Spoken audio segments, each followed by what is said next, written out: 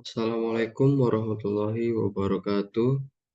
Perkenalkan nama saya Imam Khalifah Arda dengan NIM 2351304 dari kelas B dengan mata kuliah Kewirausahaan Syariah.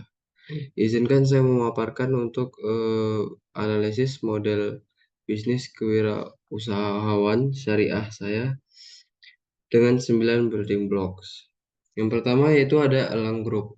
Pendirinya merupakan bernama Elang Gumilang dengan bisnis di bidang properti. Yang pertama itu ada latar belakang bisnis. Elang Group merupakan konglomerat Indonesia yang mencatatkan pertumbuhan signifikan. Didirikan oleh orang yang inspiratif, Elang Group telah berkembang menjadi perusahaan yang sangat berpengaruh di berbagai sektor, khususnya distribusi real estate dan material konstruksi. Lalu perjalanan bisnis Elang Group dimulai dengan langkah kecil, namun dengan semangat yang besar. Sang pendiri yang dikenal dengan semangat kewirausahaannya yang kuat, memulai perusahaan dari awal sambil menghadapi berbagai tantangan.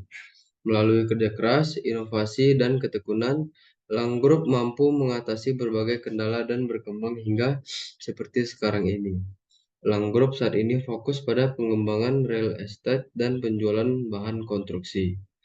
Di bidang real estate, Elang Group dikenal sebagai penyumbang yang di bidang real estate, Elang Group dikenal sebagai pengembang yang fokus menyasar masyarakat kelas menengah ke bawah dan menyediakan hunian berkualitas dengan harga yang terjangkau.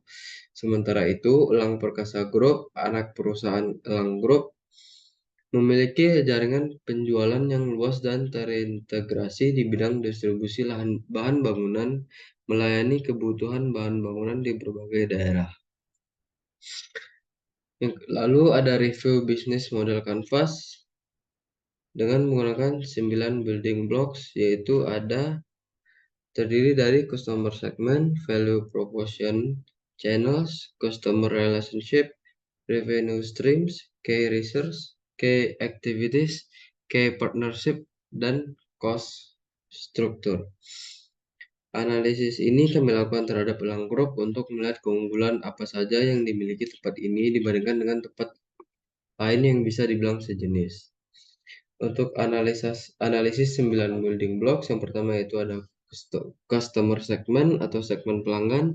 Elang Group dikenal sebagai perusahaan pengembang real estate yang fokus menyasar segmen masyarakat berpenghasilan rendah dan menengah.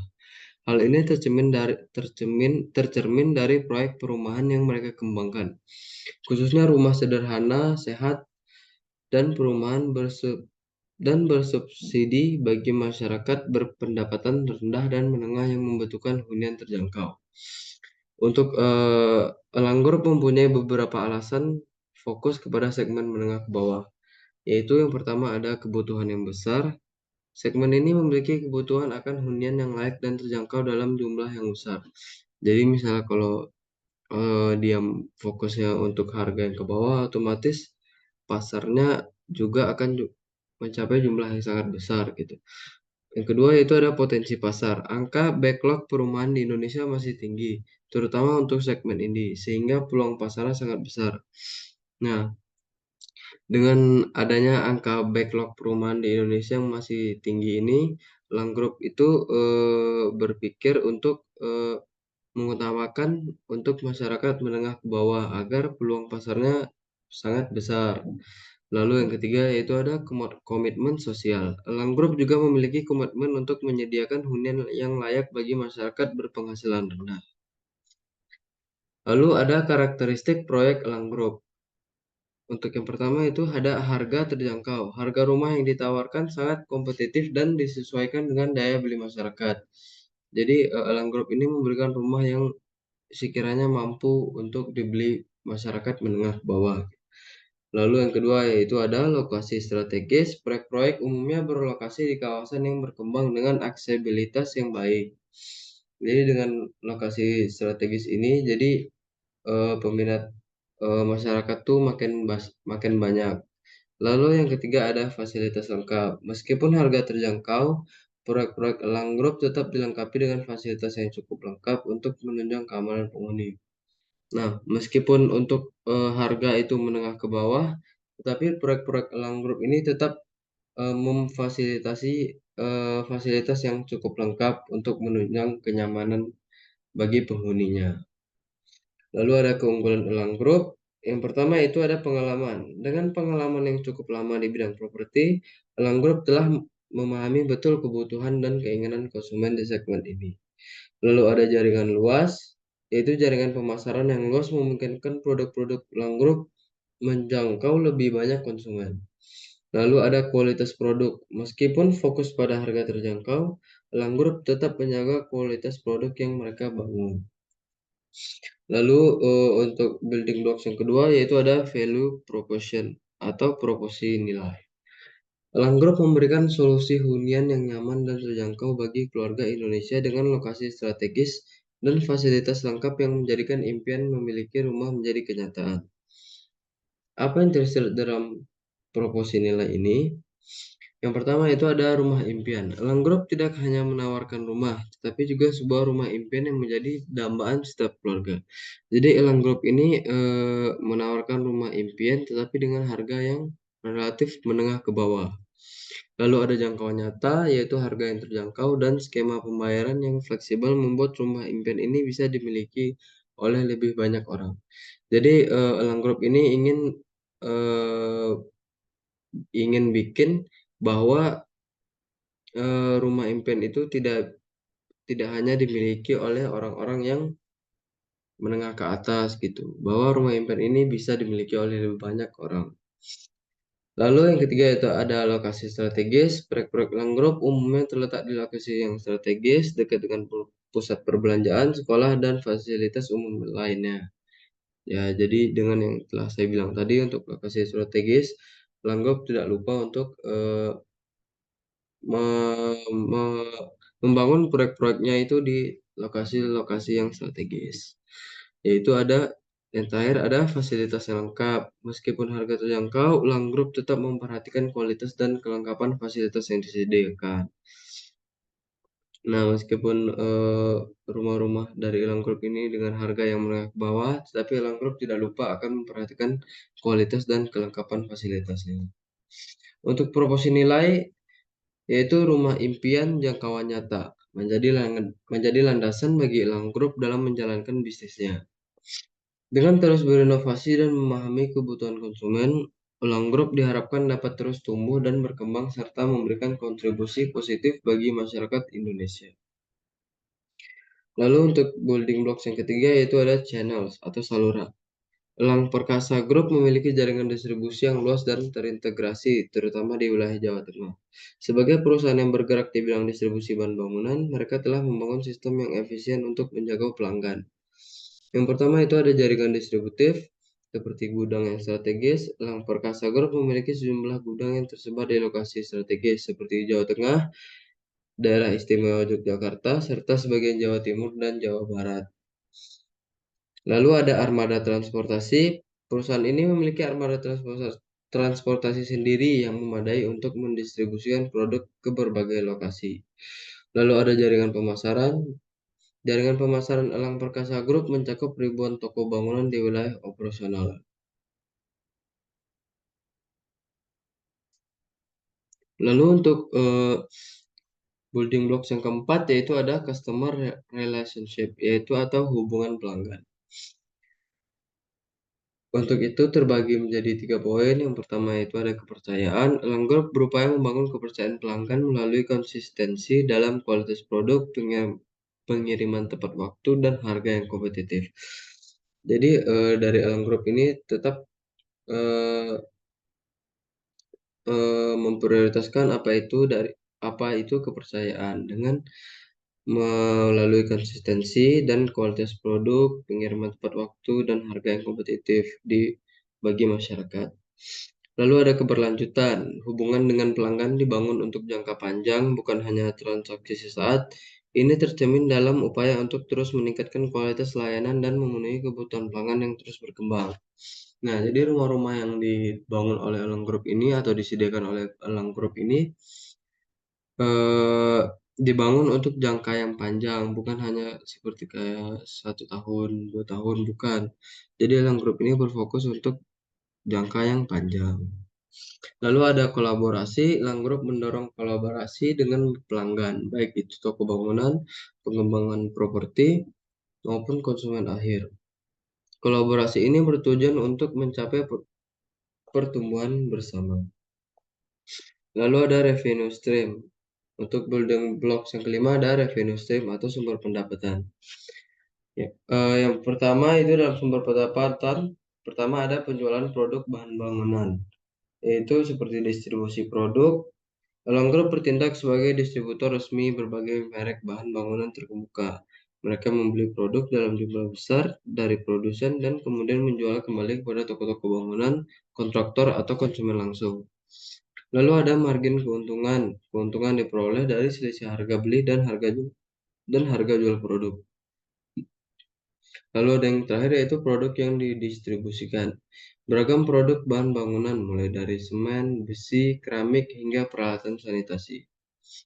Lalu ada yang kedua yaitu layanan tambahan. Untuk layanan tambahan ini terdapat konsultasi, logistik, dan pembiayaan. Untuk konsultasi ini, Elang Group menawarkan layanan konsultasi terkait pemilihan produk, perhitungan kebutuhan bahan, dan solusi bangunan. Dan yang untuk logistik ini memiliki armada transportasi sendiri sehingga dapat menawarkan layanan pengiriman produk ke lokasi apa yang diinginkan pelanggan gitu. Dan untuk pembiayaan itu menawarkan opsi pembiayaan untuk pelanggan seperti kredit atau cicilan. Lalu ada investasi properti. Dalam investasi properti ini terdapat dua yaitu proyek properti dan pendapatan sewa. Untuk yang proyek properti ini Elang Group ini terlibat dalam pengembangan proyek properti baik secara langsung maupun melalui kerjasama dalam pengembangan yang lain. Dan untuk pendapatan sewa, perusahaan Elang Group ini memiliki properti sendiri. Mereka dapat memperoleh pendapatan dari sewa tersebut. Lalu ada layanan purna jual, yaitu garansi produk. Elang Group seringkali memberikan garansi produk kepada pelanggan, meskipun tidak langsung menghasilkan pendapatan tambahan. Layanan purna jual baik dapat meningkatkan reputasi perusahaan Elang Group tersebut dan menarik lebih banyak pelanggan. Lalu untuk eh, building blocks yang keenam yaitu ada key research atau sumber daya utama. Sumber daya dari Elang Group ini terbagi menjadi tiga, yaitu yang pertama ada SDM, merupakan dalam SDM ini merupakan terdapat tenaga ahli di berbagai bidang seperti pemasaran, logistik, dan keuangan, dan teknik, dan yang lain-lainnya. Lalu ada di sumber daya manusia, jaringan distribusi. Itu tuh eh, jaringan distribusi dari Elang Group yang menjangkau pelanggan di berbagai wilayah. Lalu ada keterampilan negosiasi. Nah, di sumber daya keterampilan negosiasi ini sangat penting dalam menjalin kerjasama dalam pemasok dan pelanggan. Lalu yang kedua itu ada sumber daya keuangan. Dalam sumber daya keuangan ini terdapat dua poin, yaitu ada modal yang memungkinkan Elang Group untuk melakukan investasi dalam pengembangan bisnis seperti perluasan jaringan distribusi, pengembangan produk baru, dan akuisisi perusahaan lain. Lalu ada akses pembiayaan dengan memberikan akses terhadap berbagai sumber pembiayaan seperti pinjaman atau obligasi. Lalu ada sumber daya fisik seperti gudang yang diperlukan untuk menyimpan berbagai jenis bahan bangunan. Lalu ada armada transportasi yang memungkinkan pengiriman produk ke berbagai lokasi dengan cepat dan efisien. Lalu ada jaringan distribusi, yaitu jaringan yang luas yang mencakup berbagai wilayah baik di perkotaan maupun pedesaan. Lalu ada sumber daya teknologi. Dalam sumber daya teknologi ini terbagi menjadi tiga poin, yaitu ada sistem informasi yang memungkinkan Elang Group mengelola inventaris, distribusi, dan keuangan secara efisien. Lalu ada e-commerce, yaitu memungkinkan pelanggan melakukan pembelian secara online, bisa melalui website dari Elang Group. Lalu ada analisis data, yaitu membantu dalam pengambilan keputusan bisnis yang lebih baik. Lalu untuk building blocks yang ketujuh yaitu ada key activities atau aktivitas utama. Untuk aktivitas utama ini kebagi menjadi 5, yaitu ada distribusi bahan bangunan, yaitu produsen bahan bangunan dan konsumen akhir seperti toko bangunan, kontraktor, atau individu. Produk yang didistribusikan sangat beragam mulai dari semen, besi, keramik, hingga peralatan sanitasi. Lalu ada logistik. Elang Group ini memiliki armada transportasi dan gudang yang luas untuk menjamin pengiriman produk yang efisien dan tepat waktu ke berbagai wilayah. Lalu ada jaringan distribusi. Elang Group ini memiliki jaringan yang luas, baik itu di toko-toko bangunan atau berafiliasi maupun pelanggan langsung. Jaringan ini memungkinkan perusahaan pelanggan menjangkau pasar yang lebih luas. Lalu ada layanan tambahan. Selain distribusi, Elang Group mungkin juga menawarkan layanan tambahan seperti konsultasi produk, pembiayaan, atau layanan purna jual. Lalu ada investasi properti. Beberapa dari distribusi bahan bangunan termasuk Elang Group mungkin juga terlibat dalam pengembangan proyek properti, baik secara langsung maupun melalui kerjasama dengan pengembangan yang lain. Lalu untuk yang eh, building blocks ke-8 yaitu ada key partnership atau kemitraan utama. Elang Group dalam ini Elang Group merupakan perusahaan distribusi bahan bangunan yang besar, tentu membangun jaringan kemitraan yang luas dan strategis. Berikut beberapa kemitraan yang umumnya dijalin oleh perusahaan seperti Elang Group. Yang pertama yaitu ada produsen bahan bangunan. Yang pertama itu ada kemitraan strategis, akses eksklusif yaitu akses terhadap eksklusif terhadap produk-produk terbaru dan berkualitas tinggi. Lalu ada kondisi khusus yaitu seperti harga yang kompetitif, fasilitas kredit, dan dukungan pemasaran dari produsen. Lalu yang kedua itu ada toko bangunan. Dalam toko bangunan ini terdapat 2 poin yaitu jaringan distribusi, yaitu kemitraan dengan ribuan toko bangunan di seluruh Indonesia memungkinkan produk mencapai konsumen akhir dengan lebih mudah. Lalu ada program dukungan, yaitu dukungan kepada toko-toko bangunan mitra seperti pelatihan penjualan, promosi bersama, dan fasilitas kredit. Lalu yang ketiga ada kontraktor. Dalam kontraktor terdapat 2 poin yaitu proyek besar, yaitu kontraktor menjadi pelanggan yang sangat penting bagi Elang Group, terutama untuk proyek-proyek konstruksi berskala besar. Lalu ada solusi terpadu yang menawarkan solusi terpadu untuk kebutuhan bahan bangunan proyek, mulai dari perencanaan hingga pelaksanaan. Lalu untuk building blocks yang terakhir yaitu ada cost struktur, yaitu struktur biaya. Dalam struktur biaya ini sangat dipengaruhi oleh skala operasi, jenis produk yang didistribusikan, serta strategi bisnis yang diterapkan. Namun secara umum struktur biaya perusahaan distribusi seperti Elang Group dapat dikelompokkan menjadi beberapa komponen utama berikut. Yang pertama ada biaya pokok penjualan atau HPP. Dalam biaya pokok penjualan ini terdapat biaya perolehan barang, yaitu pembelian produk dari produsen termasuk diskon, potongan harga, dan biaya transportasi dari pabrik ke gudang Elang Group. Lalu ada biaya penyimpanan, yaitu penyimpanan seperti barang di gudang, sewa gudang, biaya tenaga kerja gudang, dan biaya pemeliharaan. Lalu ada biaya rusak dan hilang, yaitu akibat kerusakan barang selama penyimpanan atau transportasi. Yang kedua yaitu ada biaya operasional.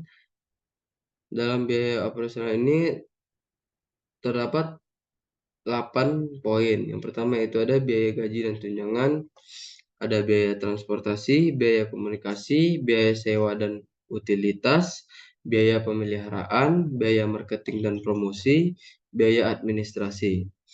Lalu selanjutnya yang ketiga itu ada biaya pendapatan. Biaya pendapatan ini terbagi menjadi 2 yaitu biaya penjualan dan biaya kredit macet. Untuk biaya penjualan ini komisi yang diberikan kepada tenaga penjualan, biaya promosi penjualan, dan biaya sampel. Lalu biaya kredit macet ini biaya yang timbul akibat piutang yang tidak tertagih dari pelanggan. Oleh karena sebab itu diterbitkannya biaya kredit macet. Lalu yang keempat ada biaya keuangan. Untuk biaya keuangan ini terdapat biaya bunga, yaitu bunga atas peminjaman yang digunakan untuk membiayai operasional perusahaan. Lalu ada biaya sewa modal, yaitu biaya sewa atas aset tetap yang disewa. Itu untuk bisnis yang pertama. Selanjutnya untuk bisnis yang kedua, saya mengambil dari bisnis Ruang Guru. Pendiri dari Ruang Guru ini merupakan Muhammad Iman Usman dan Adamas Belva Syah Devara. Untuk ruang guru ini berbisnis di dalam bidang pendidikan. Ruang guru untuk yang pertama ada latar belakang Ruang Guru. Ruang Guru itu merupakan perusahaan teknologi pendidikan Indonesia yang didirikan pada tahun 2014 oleh Adamas Belda Syah Devara dan Muhammad Isman Usman. Mereka menyadari bahwa terdapat kesenjangan dalam pasar pendidikan Indonesia di mana akses terhadap pendidikan berkualitas masih terbatas, terutama bagi siswa di daerah pedesaan. Berdasarkan permasalahan tersebut, mereka bertekad untuk menciptakan platform pembelajaran online yang dapat menjangkau seluruh lapisan masyarakat. Visi dari Ruang Guru adalah menyediakan pendidikan berkualitas bagi semua orang, kapan saja dan di mana saja. Mereka percaya bahwa teknologi dapat menjadi solusi untuk mengatasi tantangan pendidikan di Indonesia. Ruang Guru memanfaatkan teknologi untuk menawarkan beragam fitur menarik, antara lain seperti video pembelajaran, latihan soal, dan kursus langsung yang dapat diakses melalui perangkat digital. Dengan ada platform ini memungkinkan siswa untuk belajar lebih fleksibel dan efektif. Ruang Guru telah mengalami pertumbuhan yang sangat pesat sejak didirikannya. Platform ini digunakan oleh jutaan pelajar di seluruh Indonesia yang menjadikannya salah satu startup pendidikan terbesar di Asia Tenggara. Ruang Guru juga terlibat dalam berbagai program sosial seperti beasiswa dan program dukungan guru. Semua inisiatif ini bertujuan untuk meningkatkan kualitas pendidikan yang ada di Indonesia dan mewujudkan visi generasi yang lebih cerdas. Untuk review bisnis model kanvasnya, terdapat analisis 9 building blocks. Yang pertama yaitu ada customer segment atau segmen pelanggan. Secara umum, segmen pelanggan Ruang Guru dapat dibagi menjadi beberapa kelompok utama, yaitu ada pelajar seperti siswa SD, SMP, dan SMA. SD, SMP, dan SMA ini merupakan segmen terbesar dari Ruang Guru karena platform ini menawarkan berbagai macam kursus yang disesuaikan dengan kurikulum nasional, mulai dari mata pelajaran inti hingga pelajaran pilihan. Lalu ada mahasiswa. Ruang Guru juga menyediakan kursus persiapan ujian masuk perguruan tinggi atau SBMPTN, UTBK, dan yang lain-lainnya, serta khusus pengembangan diri untuk mahasiswa. Lalu ada guru dan tutor. Ruang Guru juga menyediakan platform untuk guru berbagai materi pembelajaran, berkolaborasi dengan guru lain, dan mengikuti pelatihan profesional. Lalu ada tutor, yaitu Ruang Guru membuka peluang bagi tutor untuk memberikan les privat online melalui platformnya. Lalu ada orang tua. Orang tua siswa menjadi salah satu segmen penting karena mereka yang seringkali mendaftarkan anak-anak mereka ke Ruang Guru.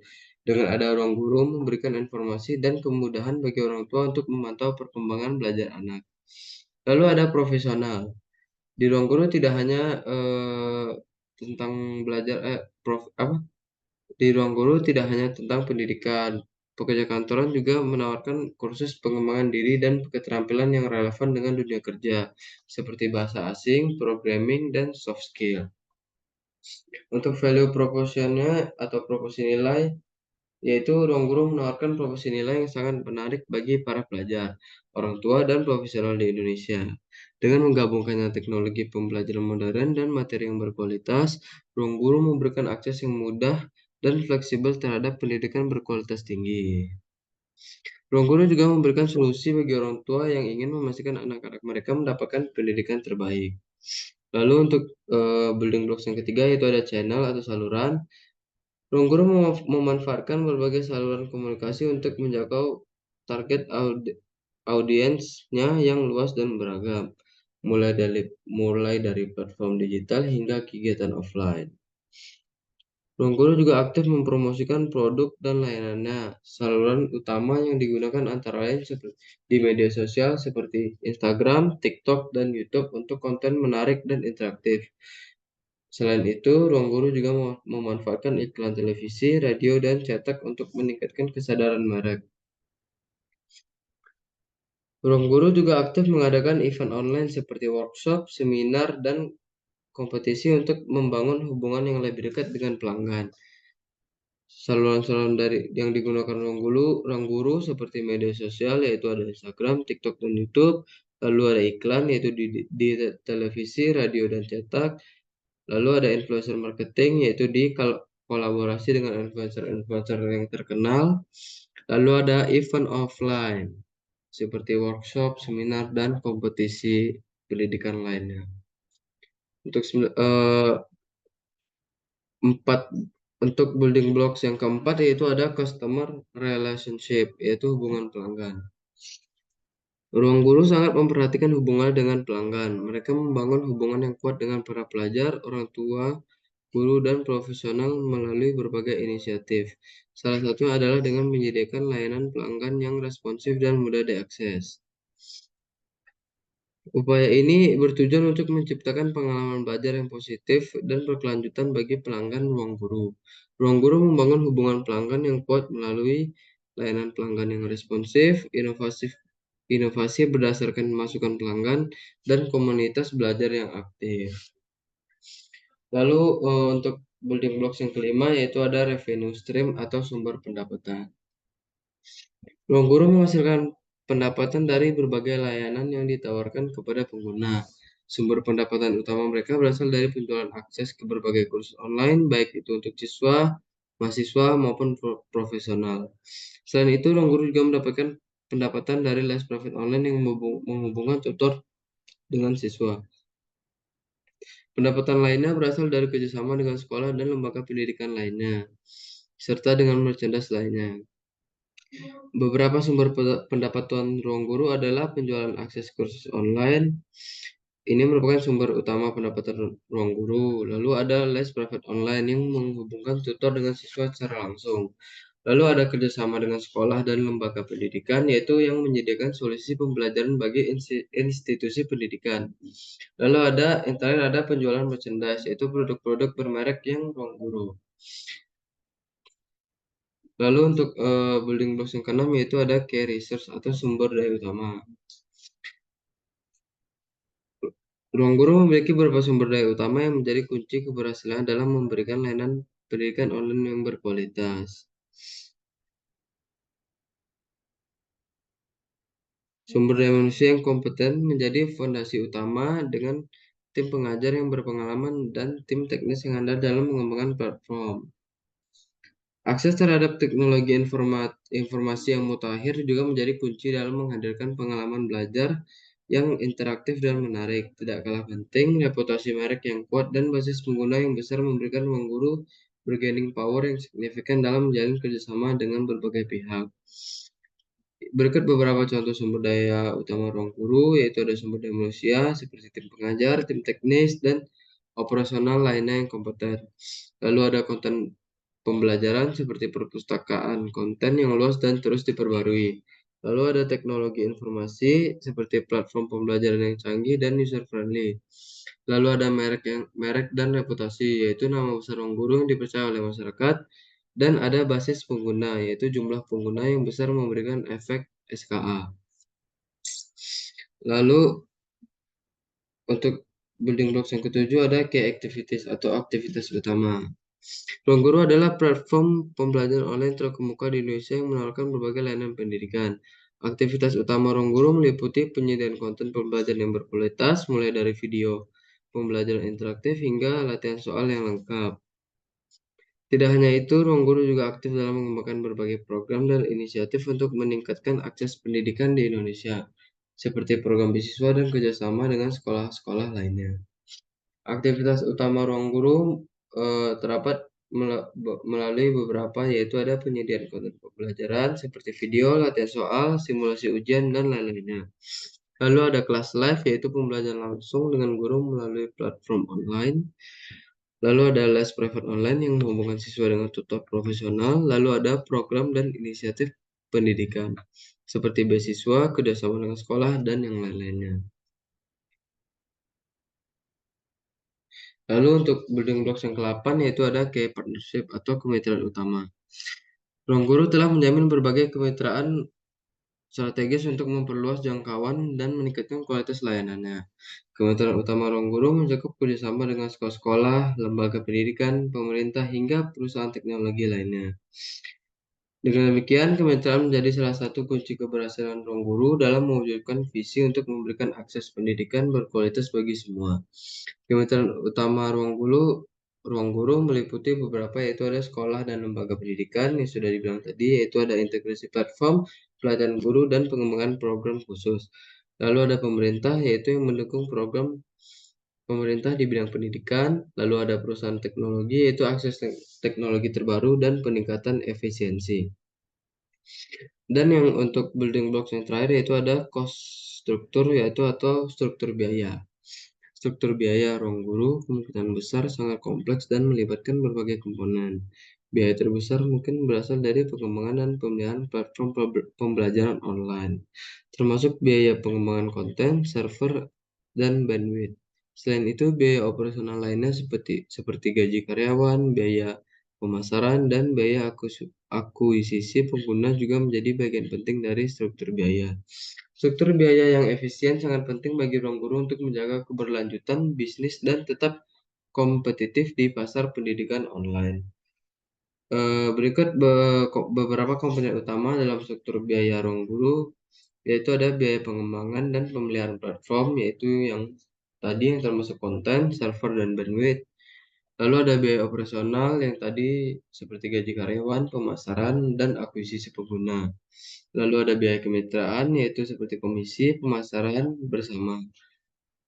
Lalu ada biaya terakhir, yaitu biaya penelitian dan pengembangan inovasi produk baru. Sekian dari analisis 9 building blocks, 2 bisnis dari saya. Mohon maaf jika ada salah kata dalam penyampaian. Assalamualaikum warahmatullahi wabarakatuh.